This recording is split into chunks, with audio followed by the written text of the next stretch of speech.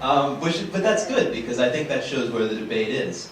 And so let me just sort of summarize that. I mean, broadly speaking, I think the two panels raised two positions, and because I get the last word, I get to characterize them my way. And I've already characterized them, so we're just going to keep using my paradigm. I called them the Gore position and the Sunstein position. Broadly speaking, I think those are the positions that have been arguing with each other. So let me reiterate what they are. The Gore position is broadly optimistic about the ability of the internet to contribute to democratic discourse in a variety of areas, including democratic discourse about science. And the Sunstein position is a little bit more pessimistic about human nature and siloing information sources, how we get information. And let me characterize them in more detail. The Gore view is that this is a great new medium for citizen participation. It's more democratic. The dialogue is now two-way, not one-way. The public's not being shouted at or told things by the media. Rather, the public is getting its ability to have its say as well. And so that, in a sense, the new technologies of communication are empowering. We heard from Joe Rahm that we've got a new generation of pamphleteers that have new ability to take down the old media, which had a lot of problems with it. Now, the Sunstein position, as I'm characterizing it, is a little different.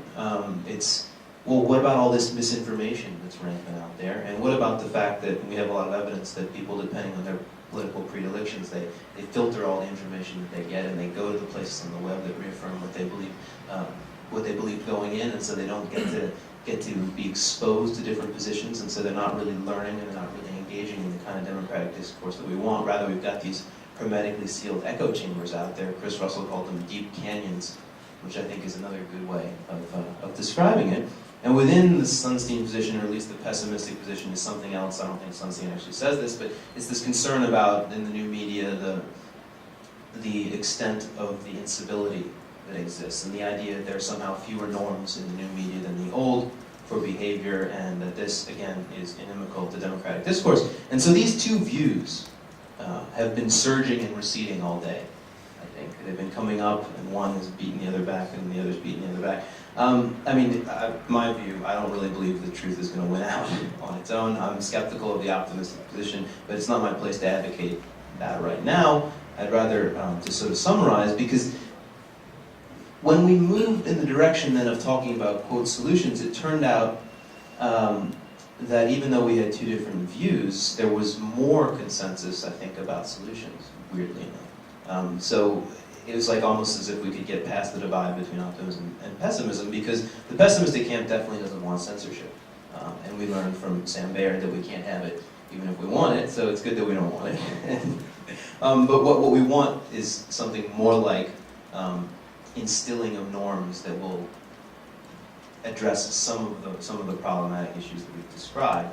And we've learned that it is possible to set some standard of norms for your particular blog. You can edit content. You legally can not include certain comments if you don't like the tenor that they're taking. You can actively shape the kind of discourse that you want to see. It takes a lot of work, I might add, because I sort of let my garden on my blog kind of go to seed because I don't want to do the work, and then I get all mad at all the crazy commenters, but it's probably my fault, I suppose. But on the other hand, it's not. It doesn't pay to clean up the garden enough. So that gets back to the economics. But it's a bit of a step forward to be able to talk about what steps that are non-censorious in any way we could take to improve the norms, and we had some suggestions, and I think that there will be more. So we're not going to tame, we're going to curate, again, to quote Chris Russell. And so one idea of how to curate is to find some independent arbiter who slaps is a word that we don't want to use like taming, but who places some kind of label that's very carefully arrived at upon different kinds of content, and the person placing the label has some kind of high level of credibility that really lets people sort through the content. Whether Google is enough to do the sorting, I don't know, but maybe some sort of it's not quality control. It's more like Michelin stars or something like that. Could we have something like that? Would it be credible?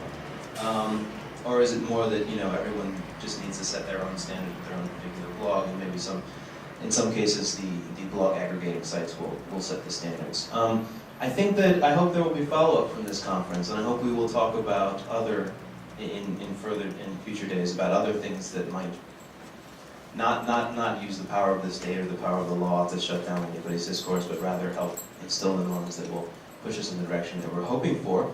And I guess I'll just leave it at that. I hope that we've started something.